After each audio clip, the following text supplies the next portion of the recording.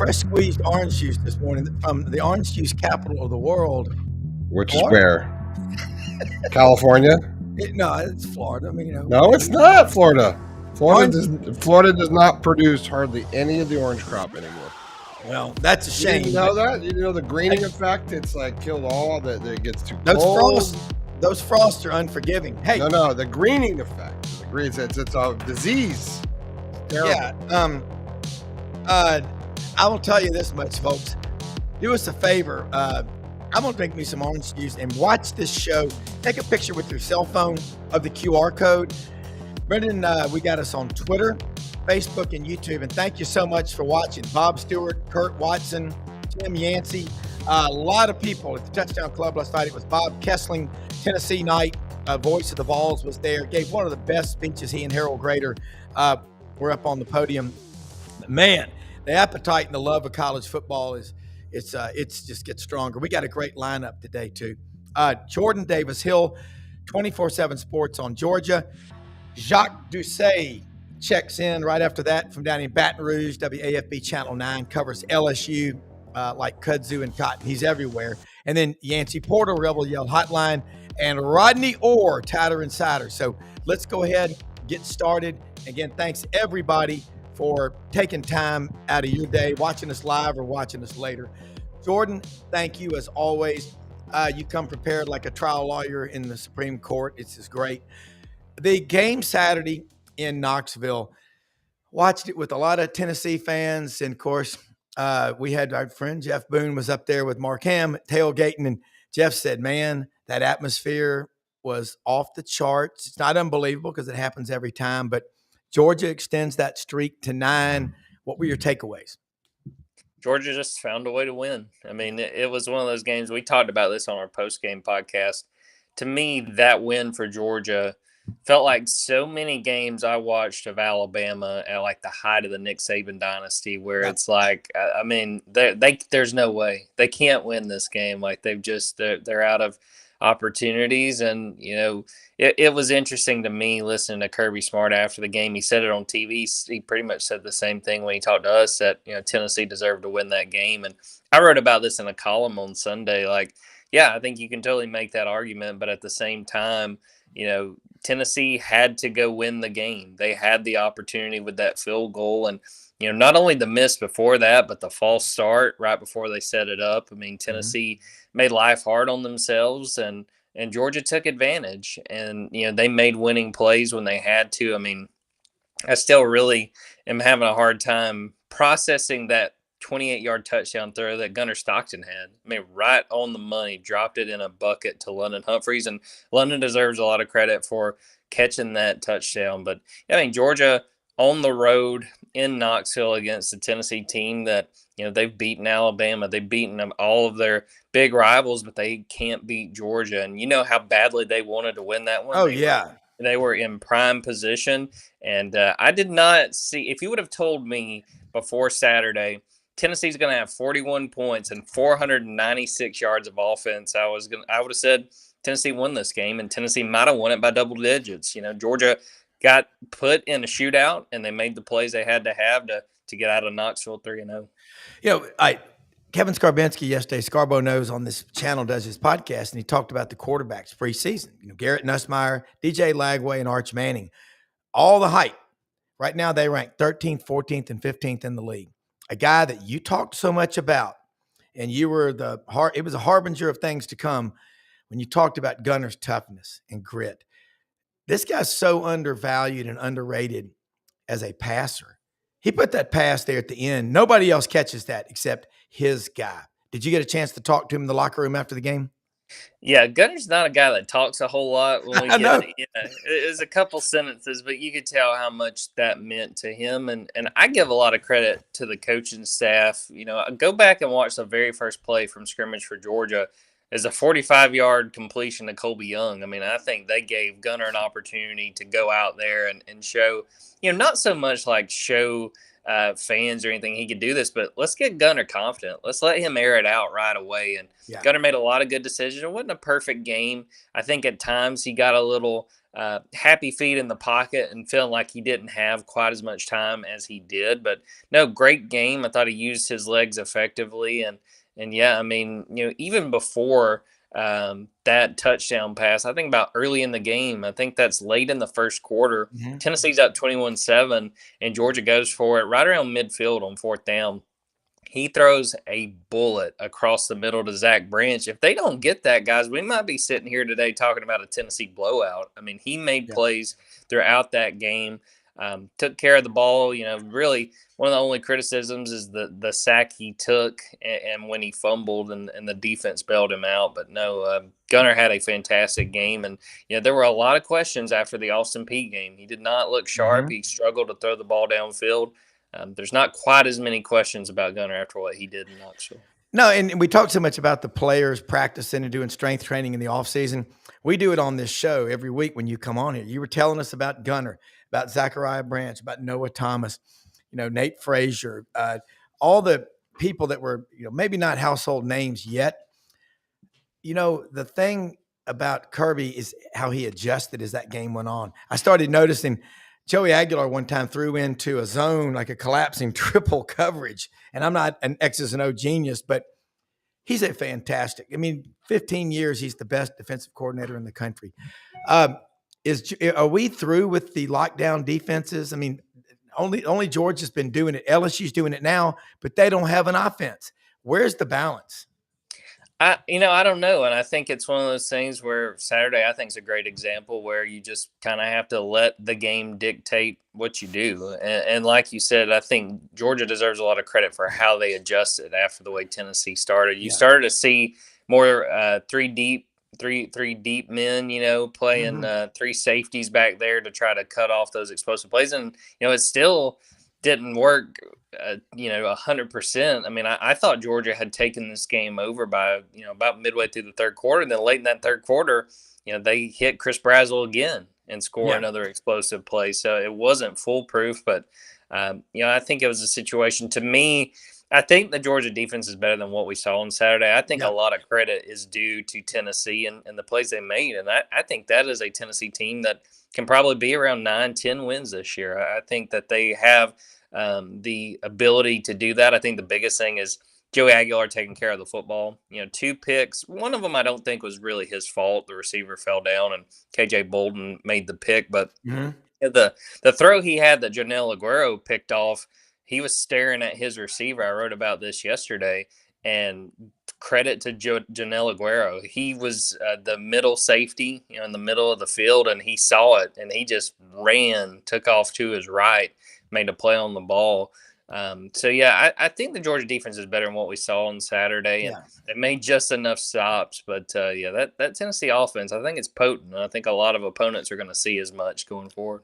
Yeah, and Joey Aguilar, questions about what he did in 2 years at App State.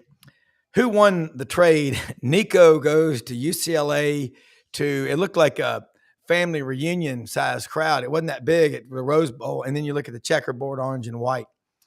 You think there's still any interest in college football? I don't think it's on its walking the green mile. Do you?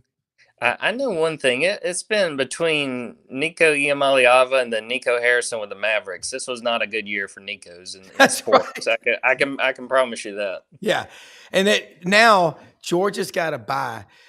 You hate to have a bye after a game like that, but it's before you play Alabama, and that's been the riddle. Steve Spurrier against LSU was 11-1. Against Georgia it was 11-1.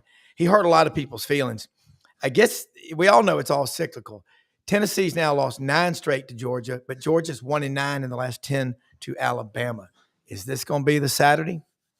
That's what everybody's waiting for. And that, as much as Kirby Smart has accomplished, that is the one thing that's hanging out there is that he struggles to beat Alabama. Now, to his credit, the one time he beat them, it did matter quite a bit. It was a national title game. But no, I think that this is kind of the opportunity. This is Georgia's best chance to beat Alabama probably over this entire run. Because one, Nick Saban's not there anymore, but 2, you get them at home.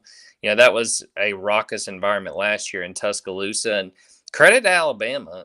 Georgia did not play well in that first half, but that Alabama offense, Jalen Milroe was on the money in that first half of that game. So now this is a big opportunity. And you pointed it out, Rob. I mean, these things are cyclical. We talk about Tennessee, Georgia winning 9 in a row. Go back and look at the 90s. Tennessee dominated. I mean, the last time that Sanford Stadium that the fans rushed the field was 2000 when they beat Tennessee. And that was because it had been, like a decade and probably a little bit over that since they had beaten Tennessee. So, no, this is a golden opportunity. It won't be easy. I think this Alabama team, I think everybody kind of panicked from week one. I think that Florida State team's a lot better than they were a year ago.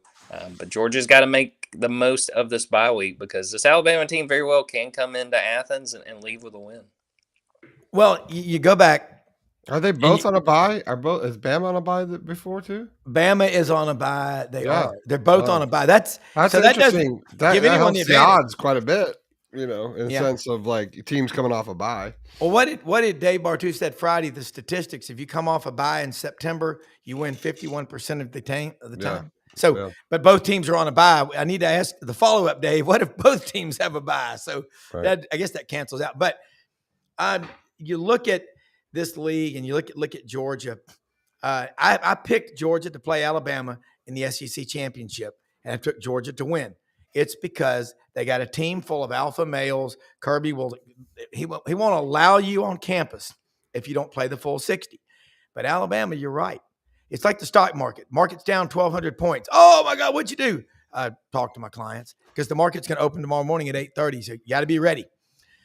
What do you see happening as the season goes on? What does Georgia need to improve the most on, offense and defense? Offense, I think they just got to settle the right side of this offensive line. It was kind of a merry-go-round on Saturday, and some of that's due to injury. I mean, Ernest Green, the right tackle, he tried to go. I think he probably played about 2 quarters, and then he subbed out. I think him having an entire bye week to get ready for Alabama, my expectation is he'll be back. Right guard, they had Dontrell Glover, Juan Gasson, who had been the starter.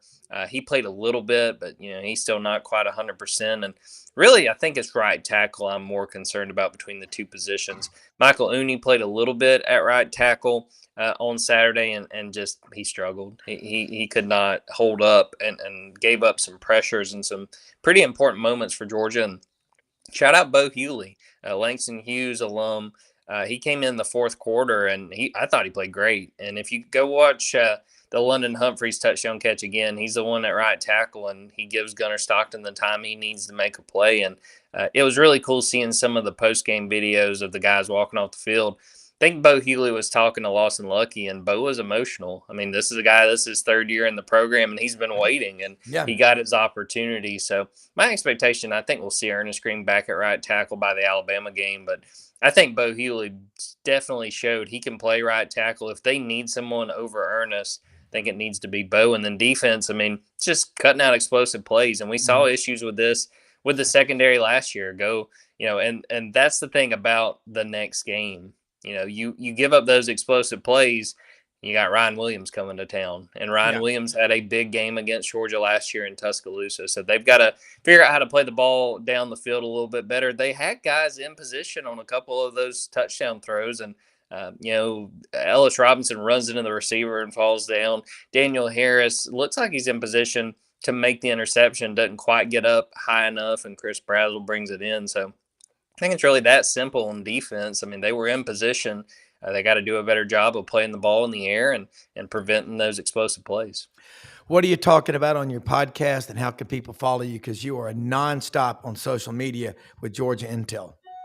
Yeah, the podcast this week we'll record on Wednesday since it's the bye week. A lot of it will be Tennessee wrap-up, but we will have a chance to talk today to Kirby Smart, Micah Morris, the left guard, Chris Cole, one of the linebackers who has been fantastic through 3 games. So that'll be a lot of the discussion is what they had to share as they go through this bye week, and wrapping up Tennessee and doing a little bit of preview for next week. I think it might be a pretty big week around Athens. Yeah, and the atmosphere will just be incredible. But the thing that Kirby just he doesn't lose much, and the game that they played was a lot like that Alabama-Tennessee game in 22, remember, that went down?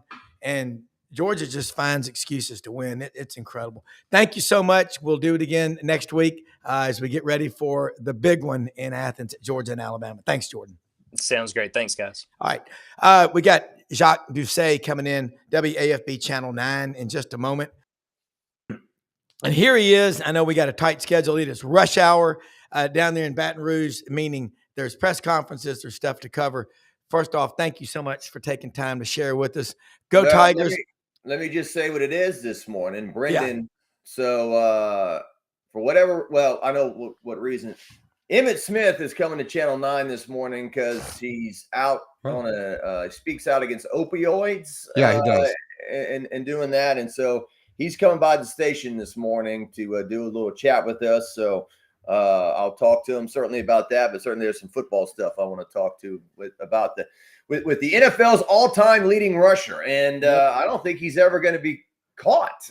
Looking at the numbers here, Brenden, 18,355 yards. And the only guy who's currently playing right now is Derrick Henry, who's 18th on the list, and he's about 7,000 yards behind. So that might be a record. Wow. Seen for a long time. Wow. He's in a fun interview. I've interviewed him twice over the years. It warms up a little bit, and then he get him going. He gets running. He loves him some college football though. Yeah, Pat Dye Jr. is his agent. Worked with him, and I know he's from Escambia County, the Gators, not Pensacola. So that ought to be a great interview. Yeah, well, he's always obviously for good reason. He's always talking about the Cowboys, but I don't hear him talking a whole lot about his college days. And I remember his college days very well. That's when I first started watching football. My first ever LSU game was in 1987. He was a freshman. I think he ran for 190 yards against LSU, and they lost at the end. But certainly, Galen Hall, the head coach. Yeah. Kerwin Bell had the mustache, played quarterback. From Mayo, Florida, the throw-in Mayoan, tobacco country. That was awesome. That guy still gives me nightmares. Playing on one good leg in 1986. I love those old quarterbacks, man. Kirby, Bernie Kosar. I was talking about old left foot the other day. Well, all right, you got a big game, big week. You get the win over Florida. Let's talk about it. You've been putting out so much stuff about the offense and defense for LSU. Quentin Stein and Tanner Stein are listening, and Bud Ritchie. I want to hear what's going on. Yeah, what's the fallout with that post-game press conference? What was that all about? Well, LSU wins 20-10. One side of the ball is playing way up here, and the other side of the ball is playing way down here. Yeah, and it's ironic because in the previous years, LSU could score, especially in 2023 with the Heisman Trophy winner and 2 first-round draft picks at wide receiver. And now Garrett Nussmeier, as Coach Kelly admitted yesterday, apparently is dealing with a torso injury. So they only score 1 offensive touchdown in the game. Brian Kelly was going to get asked about that at some point. He got asked about it right off the bat, and I was on the front row. It was like being on the front row of a Metallica or a Pantera concert or something. I was getting blown back there for a second there. Yeah. What do you want from me? Okay, what do you want? You want me to beat Florida 70-0? Yeah, you're spoiled. Okay, that's what's up with you. You're spoiled. So it was quite a rant. You got a second career, Jacques Doucet, stand up, man. That was, I never heard him imitated like that. That's brilliant. Well, I'm speaking at a quarterback club tonight in Lutcher, Louisiana. I might open with that. I would open with that. I'd just come out and just do a mock post-game presser as you walk out there. I second that emotion. And I'm going to plug Dwayne Jenkins, the Lutcher head coach, in instead of Brian Kelly. I'm saying, you expect him to beat St. Charles Catholic 70-0? You're spoiled. Okay. You're spoiled. You've had enough. This is ridiculous. We won the game. LSU won the game. That's all that matters. It's a win. I just got the stat sheet. We won 20-10. I think on one hand, he's been paid $10 million a year, so he's supposed to be answering questions about that kind of stuff. Yeah. On the other hand, I get it. You won an SEC game, and as I was talking to Gordy Rush the other day, there's no longer any 12-0 Alabamas, and there's no longer any 3-9 Vanderbilts. Everyone's pretty solid across the board, and so anytime you win a game, it should mean something in the league. But that's 2 weeks in a row where he's gone into the post-game press conference and he's come in a little fired up, and then on Monday says I should have dialed that back a little bit. So maybe his cool down period needs to last a little longer. But LSU before the year, we looked at the schedule. We said, man, they could have 2 losses if they're not careful. And they won at Clemson and they beat Florida. Now, look, neither of those teams maybe are as good as we thought they were going to be at this point of the year. But LSU's got a game this weekend against Southeastern, the Lions from Hammond, America. They've got a great program for the FCS level, but let's be honest, this is probably going to be the easiest game of the year for LSU.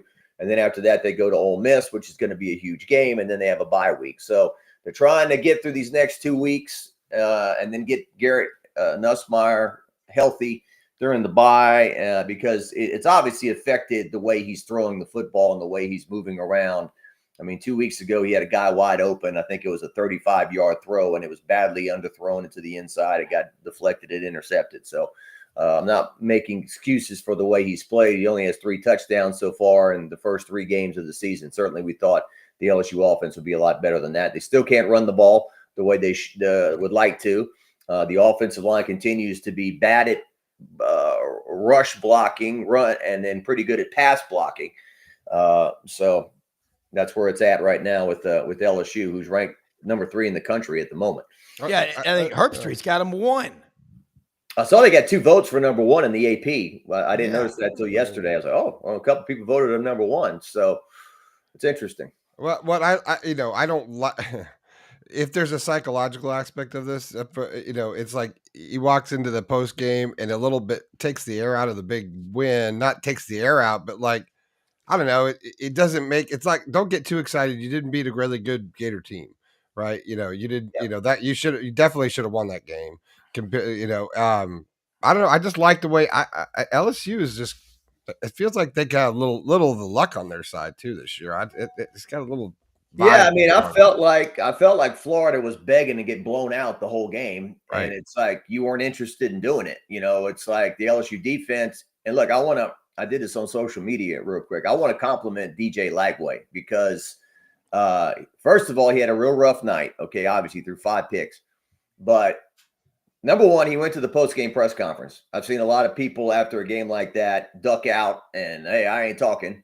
Now, some people are saying, it's in his contract. He's got to – I don't know about that. I don't know if post-game appearances are written into a contract. But regardless, he showed up and, wasn't angry, wasn't frustrated, very courteous, answered all the questions and whatnot. So I was very impressed with him, the way he handled the post-game press conference after a game like that. And I'll be rooting for that kid. I think you guys know him a lot better than me, but seems like a great kid. But yeah, really great kid, great family.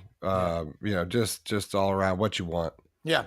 And made some impressive throws. I mean, obviously, 5 interceptions. Nobody can do that and win a game. But, LSU's defense, they got some veterans back there out of the portal and they baited them a couple times and whatnot. But, LSU's got a pick 6 for a touchdown. They got an interception that set up a field goal late in the first half. LSU's offense went 3 and out the first 3 times to start the game. And then finally, it looks like they're going to knock him out in the fourth quarter. Nussmeier hits Bauer Sharp, 65-yarder down the seam. What do? They fumble. They go 17 yards in reverse. And then Nussmeier kind of jogs out and throws one of these, roll right, throw back across the middle to the left interceptions. It's like, what are you doing? So it was very sloppy on the offensive side of the ball, but it was a win. But I don't know if you can play this way and, beat Ole Miss on the road, beat Vanderbilt on the road, Alabama on the road. So that, they got a gauntlet coming up after Southeastern. Yeah, I mean, I think this may be the first year we do have a 9-3 SEC team make the playoffs. It is so wide open. You look at South Carolina, their offense was not trending well, and that's why I took Vandy. And Vandy, I didn't think they dominated them 31-7. LSU's offense struggling. You talk about a torso injury to Garrett Nussmeier. That's affecting how he's throwing right there. But what I don't get is the offensive line. Who is the offensive line coach at LSU? Brad Davis, who played at Bel Air High School here in Baton Rouge. He was an offensive lineman on the Oklahoma team that won the national championship with Bob Stoops, 2000. Mm-hmm. He coached all across the country and nowhere America. I think he finally, his first big gig, or one of his first big gigs, he was coaching with Sam Pittman at Arkansas, and then came to LSU. He's a great recruiter, and he's a great guy, and certainly he wants to do well. But there have been some, hey, what the heck's going on? Why can't we push people off the ball? I mean, Louisiana Tech. That game, LSU's on the 5-yard line late in the game with their first stringers in the game, and you would be able to think, hey, in the fourth quarter, we're LSU and we should be able to punch it in. They couldn't. So I don't know what's going on there with their run blocking and all that. I mean, but certainly some LSU fans are grumbling about him and that. And then Joe Sloan, the offensive coordinator, is he in over his head? I asked Coach Kelly about Joe Sloan yesterday. He said he's doing exactly what he's supposed to do. I mean, when you ask those kind of questions, you're kind of appeasing the fans because you see that they're all tearing him up on the social media platforms. So here, I'm going to ask, but I certainly don't expect Brian Kelly to say, yeah, this guy's not up for it, we're going to fire him. So, it's one of those deals. So, but they are 3-0. And I mean, the bottom line is they're 3-0. Undefeated. Yeah. So, like I said, at Ole Miss, come home, play South Carolina, who may not be that dangerous if Lenora Sellers is out. But then at Vanderbilt, come home, play Texas A&M, who just scored 41 on the road to beat Notre Dame. Yeah. Bye week, I believe, at Alabama. Yep. Arkansas at home. Got to finish the year at Oklahoma right after Thanksgiving. So there's plenty of landmines to navigate. Yeah. I mean, you can't look ahead at the, 10-day forecast is what it basically is now. Don't look out 10 days and you see that big storm coming out from the West Coast. It may fall apart before it gets to you. Maybe, But so you look at LSU and the running game, the offensive line can't blow people off the line of scrimmage. Here you are going into the fourth game. This is who you are. How do you fix that? There's talent back there at the running back position. Can you give us some names of guys maybe that they hadn't played yet that you think need to be? Well, I think the room is a bit lacking. Caden Durham is a sophomore. He led the team in rushing last year. He's a track guy. He's fat. Nice run. They did catch him. They tackled him there on the 51-yard run. And then after that, the guy who's getting reps, Jawan Johnson, he's kind of a Swiss Army knife. They played him all over the place from defense to offense. Caleb Jackson, I think he got abducted by a UFO. I haven't seen him. Where he's at. The 235-pounder.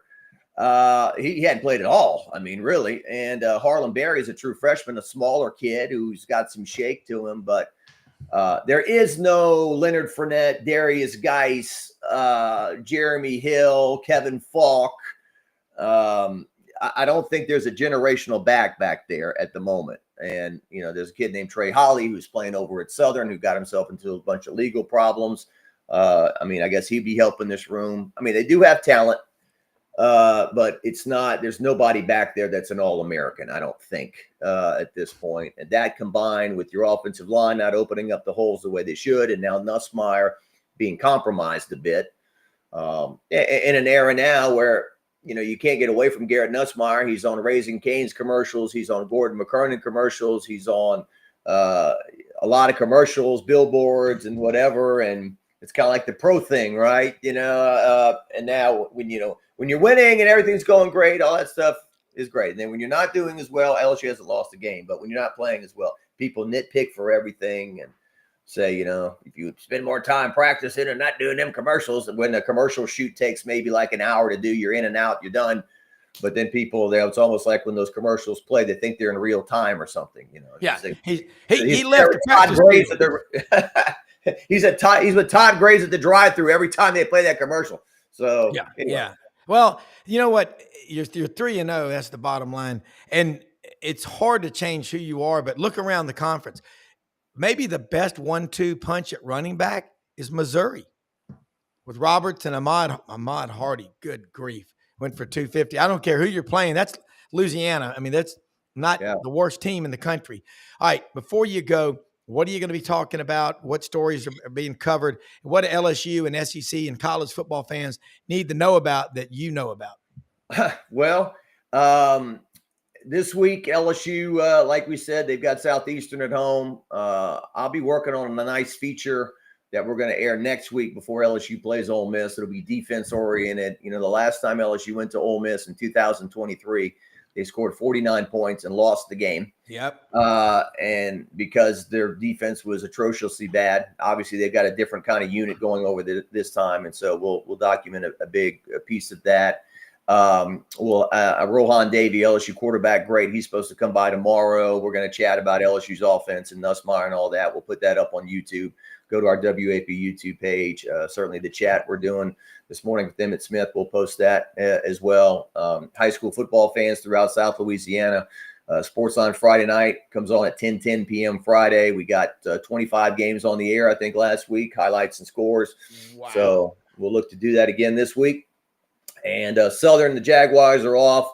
The Saints are in Seattle this weekend after an 0-2 start. So we'll have our high school football player of the week on Wednesday. And this is a few things we've got going on down here in South Louisiana. Well, if an intern wants to learn the business, they need to come work for you. 25. That is fantastic. Jacques Doucet, WAFB Channel 9. Thank you so much, and we'll see you next week. Appreciate it. Okay, buddy. Thanks for having me. See you guys. Bet. Always. Brenden, covered 25 games. I remember those high school Friday night football shows. In some markets, they go an hour. And high school football is so big. You look at a state like Florida, and before Yancy Porter joins us, I want to say something about – well, I'll do it real quick. You know, high school football in the state of Florida, Brenden, is so good. And then the track and field programs are so good. I can't imagine. You're in Ocala. You got your own TV there, but you're in the Orlando market too. How do they cover high school football in a state like Florida? That's got to be like, you know, herding cats. There's so much to cover. I've done high school football in the state of Colorado when I covered it with other sports. They do it much like they do it everywhere. It's local news really takes that on. Yeah. I know places like Denver or whatever, like they'll get in the traffic helicopter and fly around to the different schools and report on it. And with the onset of live streaming and different platforms and need for content, we're seeing any high school team, I would say 50% of them probably have some sort of live stream of their own game now. So, you really got to turn to the internet and that kind of stuff to find it. But it's like anything else. There's apps, there's websites, there's people that cover it. And you got to look, I think, in the recruiting realm. I think recruiting in high school now you're sort of synonymous in the whole thing. Because I followed Lagway's last 2 years in high school because we knew he was coming to Florida. So watching him in high school was like ESPN was following him. 6A, 6A ball in Texas. Yeah. And I think too, you'll see these helicopters will do kind of a bank shot. They don't even touch the ground. Like you go to Atlanta, watch, WSB Channel 2, Channel 5, whatever. And there's so much to cover and they do a great job of it. Hey, here's another great one. Rebel Yell Hotline, Monday nights, 6:00 on Super Talk Mississippi and Sports 56 WHBQ. Yancy Porter covers the Rebels. Yancy, hey man, that shootout Saturday night, Arkansas Ole Miss. Credit Ole Miss's defense for making the play, but Austin Simmons, kind of update us on him. Chambliss throws for over 350 yards, one of the best starts for a new guy ever at Ole Miss.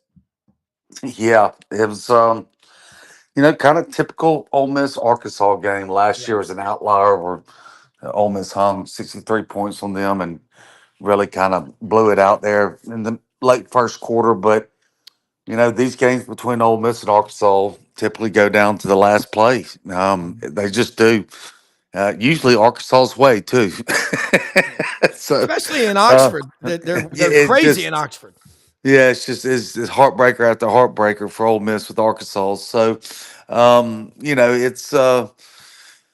but the outrage is the question: who's going to be QB1 going forward? Right? Simmons, he definitely is injured right now. But Lane, said at the press conference that they got good health report on Simmons yesterday, and he expected him to be the starter Saturday. So, I think that was kind of the shocker that. from the press conference because I think everybody expected after Trinidad's performance Saturday that he would be QB1 at least for next weekend. But I think Trinidad is just more.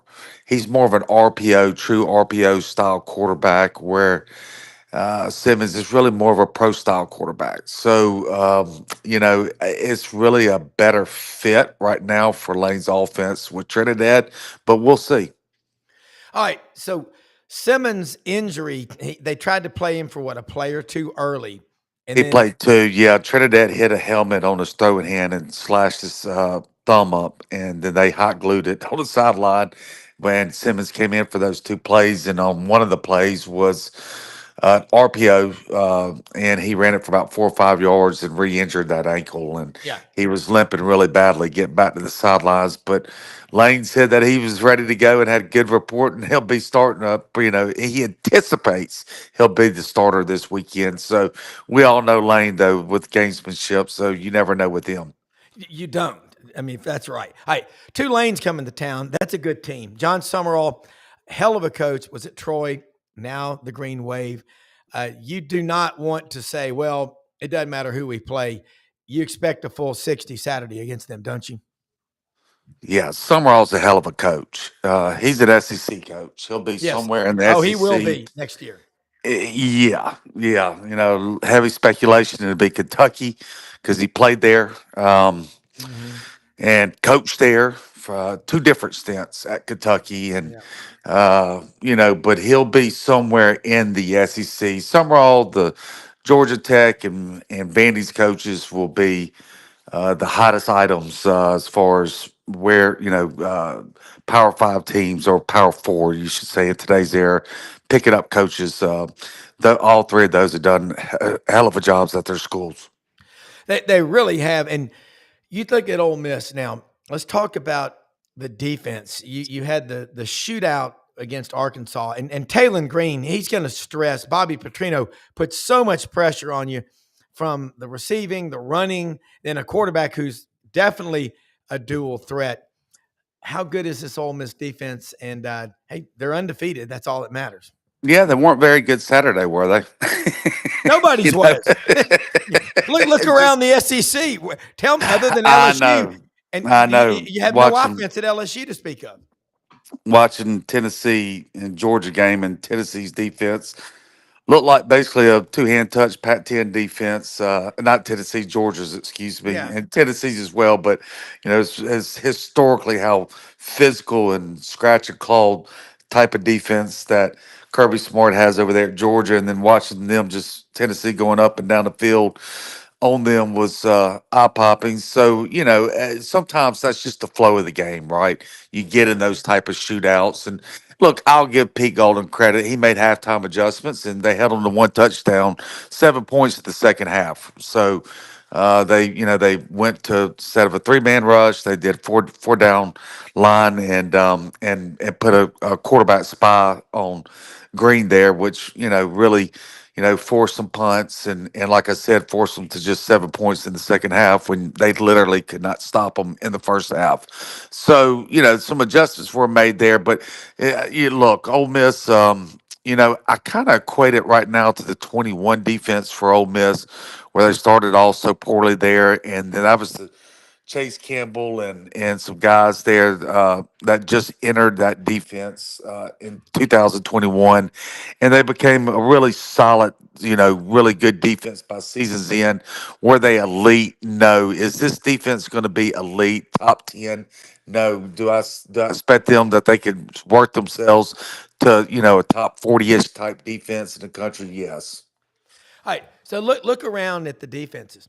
LSU's got looks like a really good defense, Yeah. but a very poor offense. If you considering Garrett Nussmeier and all, it's not that good. And you look at Texas, their defense is pretty damn good. Yeah. Offense is I'm not saying abysmal, but they're not producing. Arch Manning had 10 straight incompletions. I don't know if it's too many people in his ear or what it is, but I think the most important thing is he just needs reps. He needs snaps. He needs starts. Everybody put him on third base and thought he hit the triple. Let him work his way through. It's like that with any quarterback.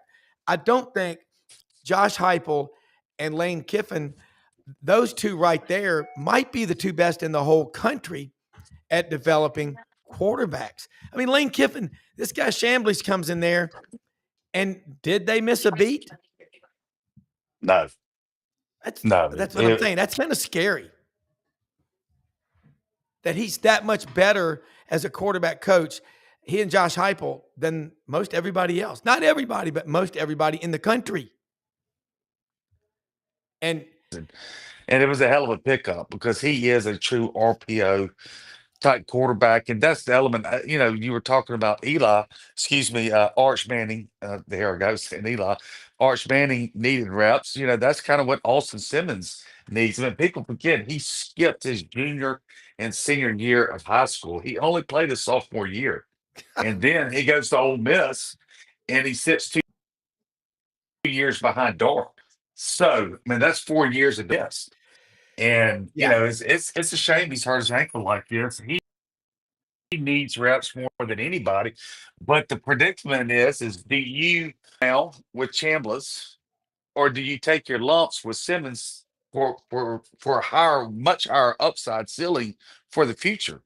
I mean, that's where Ole Miss is right now. Well, look around the league. First off, very few schools have a dominant offensive line. I don't know if anybody does. That's because of all the movement in the portal. NIL is not messing things up. It's the portal. Like Ellis Johnson said yesterday, you jump a kid's ass, he gets his feelings hurt, and he leaves you. We were all brought up. That meant the coach cared about me if he jumped my ass, usually. I mean, I've jumped my kids a few times about stuff, but they know I care.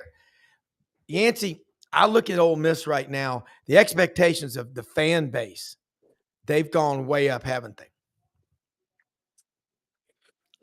Well, sure. It's a $23 million roster, so Damn right. it should be.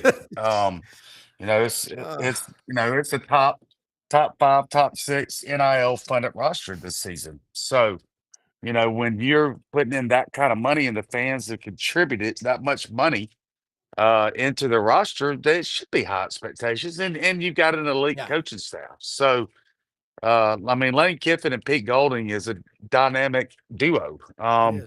So, are they playing to their expectations? I mean, are they playing to the level that this roster should be playing? No, they're not. Is there a lot of room to grow to get there? Yes, there is. You talk about that dynamic duo, and you're right. The adjustments that Pete Golding makes during the game are so undervalued by most people other than you, because you see it. And I'm hoping Rodney Orr will join us momentarily from Tuscaloosa. But Yancy, the SEC this year, 1 through 16, compared to last year, top to bottom, and everywhere in between. Which league? I know we're only going into week 4. Is it better, more balanced, more parity? More parity, more balance, much better at the bottom. I mean, you look at programs like Missouri, Vandy, Mississippi State, I think even Kentucky, teams that were teams historically not as good at the bottom of the SEC in football, they're pretty damn good. I mean, I don't even see a weak team in the SEC this year. Vandy could be the most underrated team in the SEC this year. I don't know how the pollsters only have them at number 20. That's a crime to me. There is no dominant team. You don't have Georgia and Alabama at the top like you normally do, where they're just better than everybody else, and you're trying to creep into that third spot. Last year was a lot of parity too, but there was not the bottom of the league was much worse than it is this year. This year's bottom, there is no bottom. And so I mean, we are seeing parity at its truest form. It's almost like the NFL, right? Besides, you do have a couple, Chicago and Carolina, you know, programs like that in the NFL that historically don't do well. But it's, with with this NIL and portal, it's here to stay this way. I think it makes it more Well, exciting. the reason honestly. I think the NFL's problem is we're microwaving these quarterbacks and just throwing them in there with 12 or 15 games of college experience. That's why the NFL looks like it does. All right, let's bring in the man from Mobile, Corpus Christi, and now Tuscaloosa, Rodney Orr, Tighter Insider. It's only $48 a year. Nobody covers the Tide. There ain't been Tide coverage like this since Coach Bryant wore that houndstooth hat over his head. Rodney, how you doing? Doing well, guys. How's it going today? Good. We're talking some college football, some Ole Miss, and let's get the Alabama stuff right now. You got the win. That's a solid win over Wisconsin, and I'm sticking by my pick. I can't change it. Alabama plays Georgia for the SEC championship. I got Georgia winning, but Alabama, let's get a report card from the post-Florida State, the post-mortem autopsy to where they are today. Well, I mean, I think we could go back a few weeks ago, unfortunately, to that game against Florida State. Yeah. And, what we said after that was you have a chance to take a baby step against ULM, which they did. Then you have another opportunity to take a good step against Wisconsin, which they did. And now they're in the bye week and you're headed for Georgia. And if you can somehow go to Athens, which, again, like we said then, was far-fetched, but if you can, and it's probably not as far-fetched now as you look at it, but still potentially it's going to be a really tough task. But if you can go to Athens and somehow pull off a win there, the narrative suddenly changes. I mean, it changes big time. But, again, it's a tough road ahead. If you've looked at Alabama's schedule, they come back from Georgia. They've got Vanderbilt. They got Missouri. They got Tennessee. They've got South Carolina. They've got Oklahoma. They've got LSU. They've got Auburn at Auburn. So they play 6 top 25 teams as they're ranked today. It's a tough road ahead, but it starts with Georgia, and that's where the focus is. And we're going to find out a lot about just where Alabama is. Yeah, and both teams have a bye too. All right, I want to ask you before I go back to Yancy, Ty Simpson. You've been on him and chronicling his development and all. What is he bringing that Jalen Milroe? Well, I'm not going to get into comparing; they're all different. But he just is a kid that he's a coach's son, as they say down in LA. That's not nothing. And I think he's demanding everybody around him. He demands accountability like a coach on the field. He's going to go down, I think, as a very, very one of the favorite Alabama quarterbacks in a while. I think people are going to love this guy. Yeah, well, I mean, I think it's the same thing we've said for a couple of years now about Ty. He's got all the tools. We knew he had the tools. Yeah. The question was, how was he going to respond when he gets in a game? And I think Ty's matured so much over the last couple of years. And I really think the weight that he had, I know it was tough on him. Listen, it was a challenge. He had opportunities to leave, and he considered that. But he stuck it out. And, I think the weight was something that really matured him. That played a big role in where he is right now, having to go through those tough times. And then you lose that first game that you start against Florida State, and Ty did not lose confidence. And what I mean by that is, earlier in his career, Ty was so emotional that I'm not sure he could have handled some things. But to be able to bounce back from that game against Florida State, and again, I understand the competition was ULM and Wisconsin. I'm not getting carried away, but he's 41 of 46. In those 2 games, and a couple of drops, or his numbers would be a lot bigger. He's got 7 touchdown passes in those 2 games. He's thrown for over 600 yards.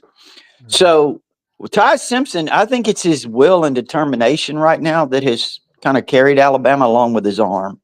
Really impressed with what he's done. And he's got a lot of weapons. He's got a lot of weapons now that Ryan Williams is back, especially with Isaiah Horton, Jeremy Bernard, and the emergence of Latsier Brooks. They got a lot of weapons, so going to be interesting to see what they can do. All right, got to get an update from my friend Johnny Haygood from Eufaula, Barber County, Alabama. Yancy Pierre, how's he doing? Yancy Pierre had a sack in this last game. He is again. It's going to be interesting to see how this defense grows. You know, they've got a lot of individual talent. You know, it's coaching them, it's developing them, it's putting them in a position to be successful and to be disciplined on the field, not get out of position, which we saw in the first couple of games, especially the Florida State game. They were running around like a Chinese fire drill. A little bit better against ULM, and they've gotten better. They were better against Wisconsin, and hopefully they continue to get better up front on the defensive line, which they seem to have. But anyway, it's going to be interesting to see. Yeah, I know the defense put up some good numbers against Wisconsin. I think they gave up a total of 209 yards. But it's going to be a real challenge to see if they can deal with Georgia's physicality. And they, you know, Gunnar Stockton, he's come a long way. You got to give him credit. Not only did he deliver some really outstanding passes, clutch throws against Tennessee in this last game, but you know he's going to give Alabama trouble because he can move around. And Alabama is not disciplined up front, haven't been disciplined in the pass rush lanes. Hopefully they'll get better at that, and they are getting better because he'll burn you on 3rd and 7. He can pull it down and go. And so hopefully Alabama's a little more disciplined up front defensively. Yeah. Yancy Porter jumping here with us. Great conversation with two of the best, Yancy Porter, Rebel Yell Hotline, and Rodney Orr of Tider Insider. Blessed to have him on our show. Yeah, you know, Alabama is just about consistency. You know, we saw them play at a very high level last year and a very low level last year. You know, we're kind of seeing that this year. They played at a very low level against Florida State. They played at a very high level against Wisconsin. So it's, you know, the ceiling is there for Bama. It's just staying playing that consistent week in, week out. And Georgia's going to be a big task. You know that Kirby is going to be all over them for their defense getting absolutely shredded against Tennessee. So they both have Georgia has a bye week as well as Bama. Yes, Is that both do. correct? Yeah, yeah. So, you know, it's who knows how that game's going to go down, but it is a huge game for Alabama staff. Even if they don't win, if they play consistent on both sides of the ball, I think that will go a long ways moving forward. And guys, I'll go back to you, Rodney. I think the panic of people is a lot like when the stock market goes down 2,000 points in a day. Oh, well, it's going to open tomorrow at 8:30. You better get over it, especially if you got a wife, children, and bills. I think Alabama's talent is number 2 in the roster on the blue chip index, right behind Georgia. So they're the pieces there. I want to ask you about wide receiver. Jeremy Bernard, Ryan Williams, Isaiah Horton, who's from around Murfreesboro. I think he went to Riverdale in Murfreesboro, or he's a hell of a player, came up from Miami. Yep. Oakland. Yeah, I went to Oakland. Yep. Yeah, that's up in Murfreesboro. Yeah, because our intern, Oakley McFerrin, knows him and said, Rob, this guy's going to be an impact player at Alabama. That's where the portal can help you, isn't it? Yeah, no doubt. I mean, Alabama took some guy to the portal, and frankly, at this point, I don't think many of them have kind of, you know, you kind of say, okay, did you do a lot of good about it? I think there's a lot of those guys still have time to, whether it's this year or next year. So we'll see. But Isaiah Horton certainly has been one that has done an outstanding job. He's really good. I mean, he made a great catch on that throw from Ty Simpson, 13-yard strike. Ty put it up high, and Horton went over the DB, which is what you want from him. He's 6'3", 6'4", whatever it is. So, yeah, he's brought a different dimension. And that's something that Alabama's recruiting, are taller receivers. That's what DeBoer wants, guys who have height and speed, can stretch the field, go up over people. But, so he's made an impact. All right, Yancy and Rodney, a couple of quick questions before we go. Yancy, what is a story at Ole Miss that you're covering, that you're aware of, that people need to know about, that they're not hearing from the Twitter sphere or whatever? That they need to be paying attention to. I think getting Braylon Braxton in there, the transfer from Arkansas, is yet to play this year at safety. They got some personnel issues in the secondary, and getting him back into that starting lineup, getting him into the lineup period, is big, because a couple of those safeties or defensive backs are struggling right now, and they need to rectify that if they want to get that defense playing to the level it needs to play. And then obviously the big story is QB1. What's going to happen moving forward between Chambliss All and right. Simmons? Same thing with you, Rodney Orr of Tighter Insider. What's going on in Alabama that we better be paying attention to? Well, I think right now it's just this offense has a chance to be really, really dynamic. If Ty Simpson stays hot, the offensive line continues to give him protection. And I think as the offensive line continues to mesh, I think we're going to continue to see Michael Carroll at right tackle working in with the starter, Wilkin Formby, both those guys playing, which is good. I mean, but I think as that continues to develop and you get Jam Miller back here against Georgia, hopefully this running game can start kind of clicking a little bit. You start getting a lot of balance. And if you do, then all of a sudden you've got a chance to be extraordinarily dynamic on offense. So it's going to be interesting to watch and see how it develops. And it was wild watching Caden Proctor moving around on the field like that at 300 and I don't know, 60 lot. at least. Yeah, it's more than I weigh. Twice what I weigh. I mean, and that's even if I ate at the Beacon 7 days a week, which is no longer there.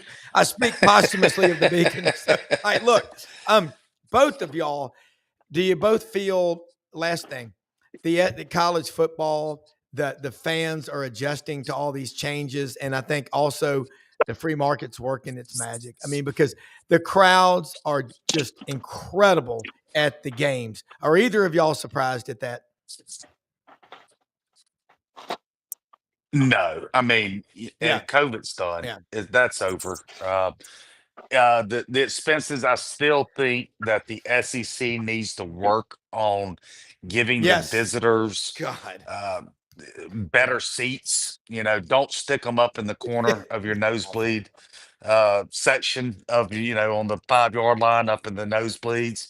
And that, I think that will really increase the visiting fans starting to go back to the games. That's the last piece of the puzzle they've got to get fixed, is getting the visiting fans going back to the games like they had traditionally for the last 100 years. And it's all, I think, about the tickets they're giving them, and then you got to get them, Ticketmaster, to get a decent seat for $500. And they said, no, I'm going to sit at home and watch it on my 70-inch screen. So no, this is working. The NIL, there's parity. There is no more bottom anymore. Anybody can beat anybody on Saturday.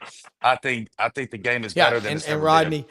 I think y'all are better than you've ever been. I mean, I love that comment. Give the visiting fans decent seats because it's reciprocal, don't you think, Rodney? You want them to. All right, guys, we got to wrap it up. Great stuff as always.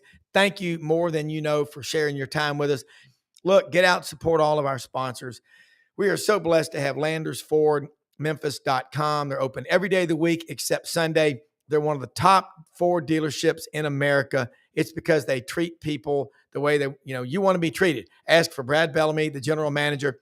Get the process started. And I was out at Hewlett and Dunn. I tried to stop by there on Mondays, take them lunch. They had boxes of Barber new clothes coming in. Ladies, they've got a new Ariat jacket that is just gorgeous. I mean, Audrey got one. They've got boots, great looking men's and women's boots, kids' boots, clothing like you have never seen. Hewlett and Dunn open every day of the week except Sunday. And how you fight is how you live. Just remember that. Get out there, box, 48 spots, punching bags, weights, 45-minute sessions.